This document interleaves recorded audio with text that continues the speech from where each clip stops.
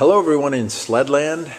I'm going to do a video on removing and cleaning the carburetor from a 600 HO, 2004 600 HO Ski-Doo MXZ Adrenaline. I'm sure this process applies to many, a whole range of Ski-Doos from, early 2000s on up. I'm not sure exactly which ones it applies to, but I'm sure you could probably take a look at yours and see if the carb looks similar, and the process is probably the same for others as well. So anyway, I'm sure it will be useful or helpful for a lot of you out there. And so let's see, actually I'm going to do two videos. I'll do one video on removing the carb and a separate video on actually taking the carb apart and cleaning it.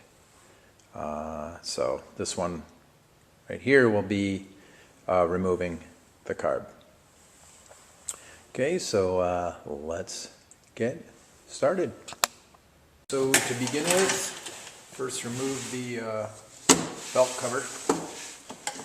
Anything that's in the way, get out of the way. That's pretty much the only thing that is in the way. It's just the belt cover. It would help a little bit if the secondary clutch was off, but there's no need to go that far here. You can, the toughest thing is just getting the airbox out, but that does slide out even with the clutch on. So that is the first thing to do then, is remove the airbox. Now it helps to have a long, it's a 2-foot long shank Phillips head.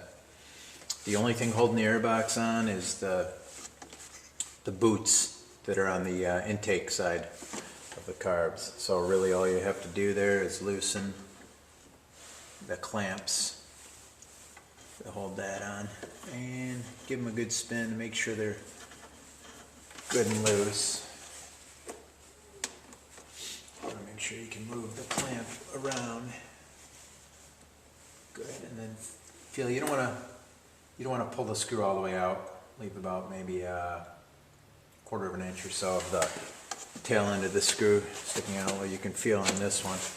The one on the other side is going to be tougher, but tougher to see how far. But give it a few spins, quite a few spins actually, and that should free up the airbox right there. Yep. And now with that removed, slide it right out.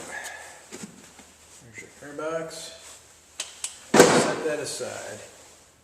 Okay, now notice this breather tube.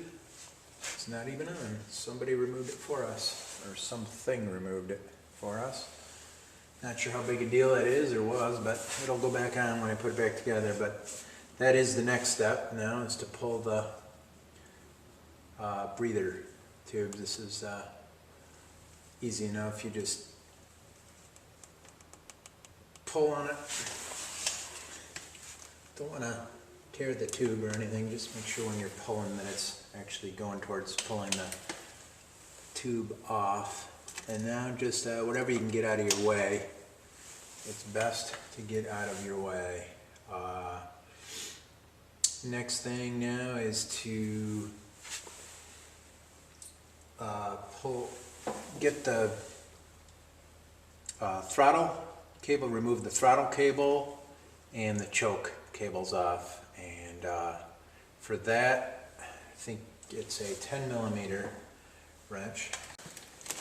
You do need a 10mm box wrench, and actually preferably 2 is best. What you want to do is both the throttle and the choke cables are secured down with jam nuts on the top and the bottom of this bracket that's on the carb. Now what you need to do is, you can try just with one box wrench loosening the bottom one, and if it spins off, great. At some point it becomes just finger tight and you can spin it off. But you may need to hold the top nut with another box wrench while you're loosening off the bottom. I already just loosened this one up, but so that's what you want to do there. Once it's loose, you can spin it off with your finger. So start loosening it, spin it most of the way off, or spin it, you can spin it just a little ways off. Now the next part's a little tricky. What you want to do is manually do what the throttle would do when you're pushing the throttle. Or you can actually push the throttle, and that picks this cam all the way up. Now the cable is just locked in at the bottom. If you pull on the cable now, down a little bit, it's got slack in it now, you can just slide the cable out. You can unlock, you can free it up from the cam. There's just a plastic, so it'll freeze up here, and then you can just let the cam back down. There's just, if you can see here, I can't really get my camera in here any closer, but you can see there's just, it's basically the cable. At the end of the cable, it's terminated with basically just an aluminum, I don't know what you'd call it, little basic aluminum termination, a lock at the end, and that slides into the end of the cam. And once you free that up, you can now spin the nut all the way off. And you don't have to worry about losing the nut, because the aluminum pin on the end will hold the nut on. Now what you can do at that point is slide the entire threaded part up above the level of the bracket, and then it will all just slide out. So this is what you're left with. Easier to see now. And just set that out in front of this frame piece here to get it out of the way. And now it'd be the same with the choke. Maybe I can loosen, maybe I'll have better luck with this. Yep, I didn't need the second wrench on that one. Pretty much just loosened right off just by loosening the one, which is good now, because now I know I can get it right back in the same position. And again, don't pull it all the way off yet. Just lift up. Same concept really, slightly different design over here, but the concept is the same. You can use the choke again to lift it up and then release it. So with one finger, hold that cam and push down on the cable, and it should, again, it's got an aluminum pin on the end, and it should just slide out. And the choke cam just slides back down, and it's the same thing. It's got an aluminum pin on the end, termination, whatever you want to call it. Spin the nut off, lift the threaded part out, and that's what you're left with. Again, you can push this up out of the way. Try not to kink or bend the cable, that would be bad. Fatigue it. Okay, so now we got that. The next part involves disconnecting the coolant lines. I don't know, for those of you that don't know, this carb on the Ski-Doos is actually heated. Most of the time, most people just keep the valve off, so there's really no coolant flowing through there normally. But you can open this valve in conditions where it's very cold, or I guess if you're getting snow blown into your front end from whoever you're riding behind, I guess you're supposed to open this up and let some coolant flow through the carb to keep it from freezing up. So in this case the valve's closed, but nonetheless you need to disconnect these coolant hoses, and if you just went ahead and disconnected them now, coolant will flow back through the fill jug, through the container where you fill the coolant. It will flow back through here and you'll have a mess of coolant. Not to mention I have dogs and I do not want to get coolant on my garage floor, or anywhere for that matter, that they can smell it. They would probably lick it up, and I don't think I need to tell you what would happen if they licked it up. So with that, the next step is actually to siphon out some of the coolant just below the level of where it can enter in, and you'll see there's a hose over on the other side. So let's get to the next step.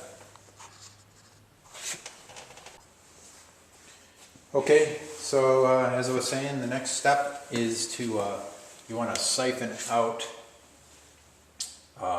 well, most of the coolant that's sitting in the reservoir. Actually, not most of the coolant that's in the sled. Most of it's circulated through the system, but you want to get it below the level of where it's connected to the carb.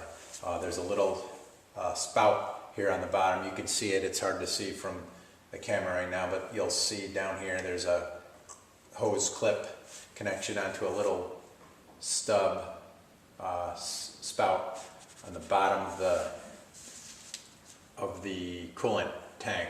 Now just open up the tank, and you want to make sure a couple things. You want to make sure you got a good tube for siphoning. Actually, this one's a little short.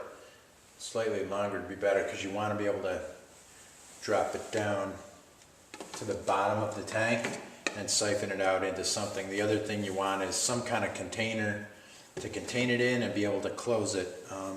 You don't want any of this coolant getting excuse me, on the floor of your garage, especially if you have dogs, and in this case I do. So got to be very careful. If you get some on the floor, you want to wipe it right up. This stuff is very toxic. So first thing, this is my little siphon starter here, old mustard jar. Anything works that you can pull air with. I don't have anything really fancier than that. So anyway, get this tubing down into the tank. Get it right to the bottom.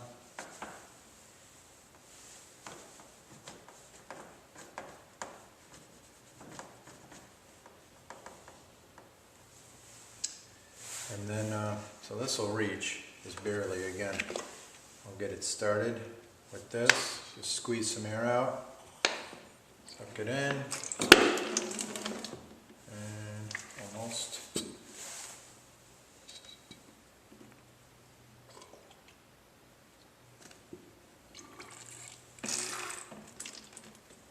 There we go.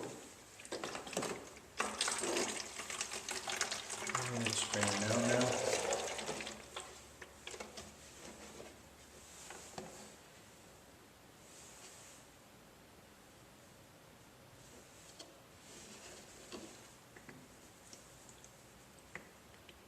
Continuing to flow out, and you can see, since it's green in color, you can see it coming out, and once it's below the level of that spout, you can stop draining it. It's almost there. Just coming out kind of slow right now.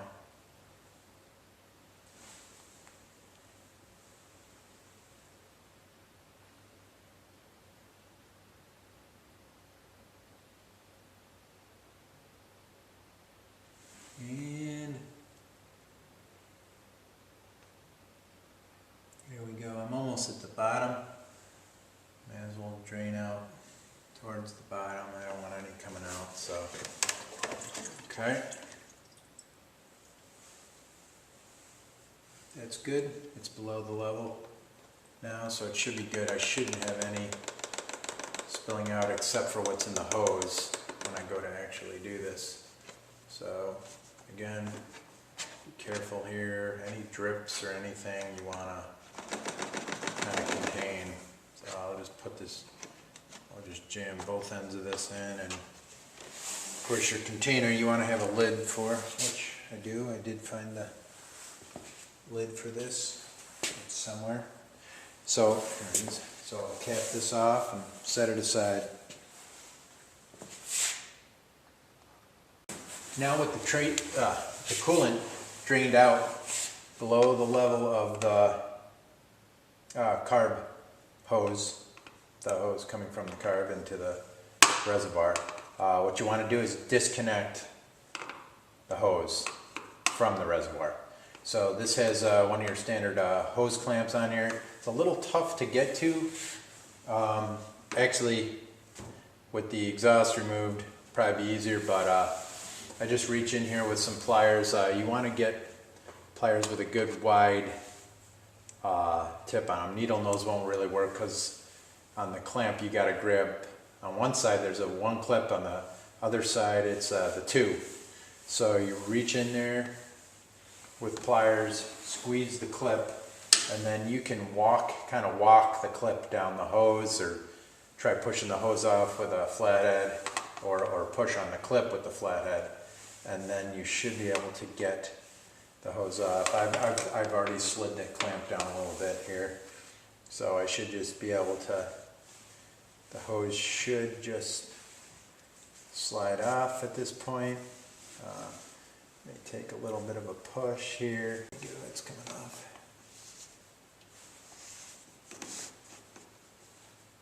There we go. And there's going to be a little more coolant draining out. Just a little bit drains out, and it ends up, keep looking down to make sure it's not on the floor, but I think that little bit of coolant probably just ends up on the pan, the belly pan of the sled. So appears to be done draining out. There really wasn't much, just literally a few drops, a quarter of an ounce or something like that. So I think we're safe there. Okay, so now to move back over to the other side. Okay, so now that you got the hose disconnected from the reservoir side of the carb, or the mag side, you want to disconnect the coolant line from the other side, or the PTO side here. And rather than loosen up this hose clamp here that's directly holding the hose onto the carb, it should be easier, I think will be easier to disconnect the hose from the valve side, right from this valve fitting. So I've already just slid this clamp down with some pliers. I'm going to try, these things can be, after they've been on here a while, can kind of lock themselves on pretty good. So I'm going to, with a smaller flathead, I'm going to try prying it away from the valve assembly, the fitting. And once it starts, it should work with you. It's got to work from all sides here. You can get the, definitely want to start with a smaller thin flathead, otherwise it's tough to get in there, and then you can work your way up to a bigger flathead. Oops. And it should start prying off. There we go. Should just about pull off right now. And sure enough. And really there should be no coolant coming out now because, well, first of all, this valve's off, and second of all, we've drained it all out, so there really shouldn't be any residual coolant. So there, that was easier. I think that loosening this hose clamp and trying to get the hose off of this then would have been tougher. There's really nothing to pry against, and also the carb isn't even being held rigidly right now. It's the only thing holding it on really is the boots onto the engine side. So that's definitely the way to go. Remove it from the valve side. So now the next step is to free the carb right off of the engine side. Just basically free up the boots holding it on. It's really almost the only thing still holding it. After that, the only thing left is the fuel line. So similar to taking the air box out, you want to take your long Phillips and just loosen the clamps up that are holding the carb boots onto the engine block. And again, keep track. Don't back the screw off too much. There's quite a bit of play there, so you can spin it out pretty far. And again, you gotta really have a longer shanked Phillips to do this. Helps a ton. Otherwise, you'll be really fighting to get some space in there as far as access. And you can back it out pretty far there without having to worry about the screw coming all the way out. You just don't want to back the screw all the way out because you want to retain the ring. If the screw pops out, it's going to be just a little bit of work to get it back in. So at this point,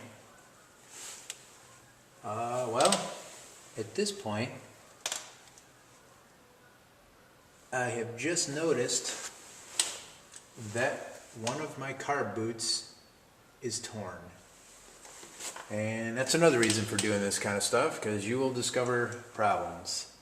I am very glad I discovered that. So if you look right here on the white,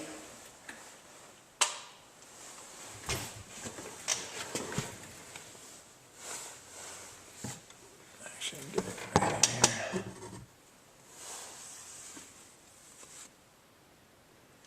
There's a tear right there in the carb boot. That is supposedly kind of a known issue with these particular Ski-Doos. So anyway, this video is not about repairing that. So I'm going to continue on, just knowing that at some point I have to replace that carb boot. So if you got any suggestions about that or where to get them, I would love to hear it. I haven't had to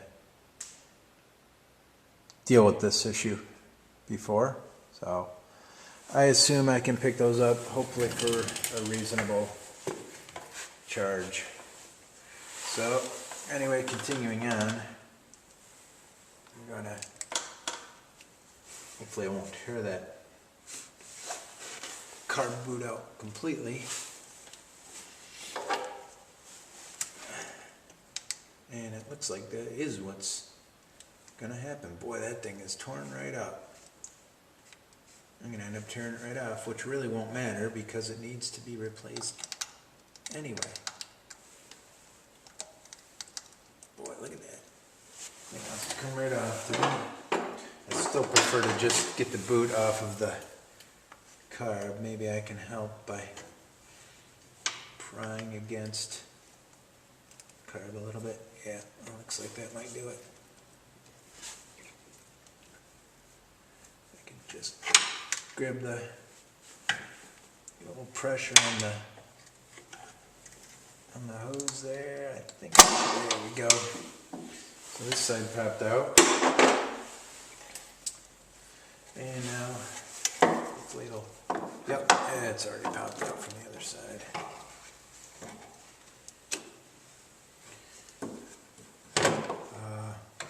Let's see, I'm thinking since that one boot is torn, sure enough, boy, that is not good. I have heard that that can help you destroy your engine, so I hope it's not to that part yet.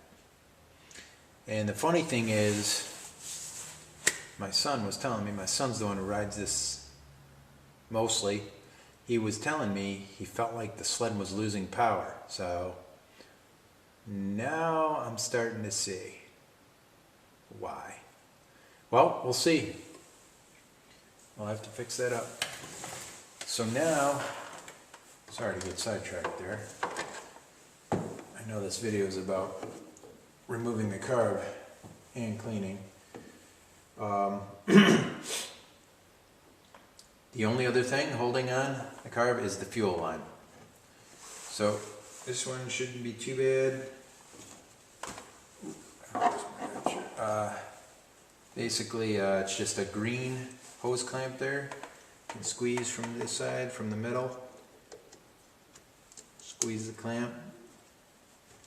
Slide it back if you can. Always a trick. There we go. It slides it back. Flathead. Okay, I can get in there now. Because it's the valve fitting on this side can actually move, rotates. So you kind of want to hold it while you do this. Take a mid-size flathead here. I should be able to get it now.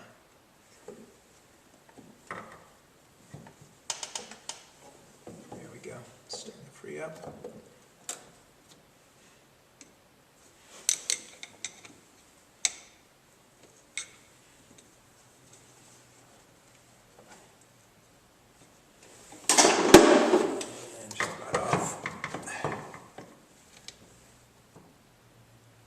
And there you go. So it doesn't look like any fuel is coming out. Oh, take that back. Here comes a little fuel right now. Try to jam that up there. I'm actually going to plug that off. I'll stick a bolt in it and slide the clamp back up on it. But anyway, here's the carb all freed up. So that is how you remove the carb. And I guess the bonus part of that video is that's also how you discover that you have torn carb boots. Both of them are actually torn. So I got another problem to fix. So anyway, so watch part 2, actually disassembling and cleaning the carb, which would be the whole purpose of removing the carb, right? Okay, thanks for watching.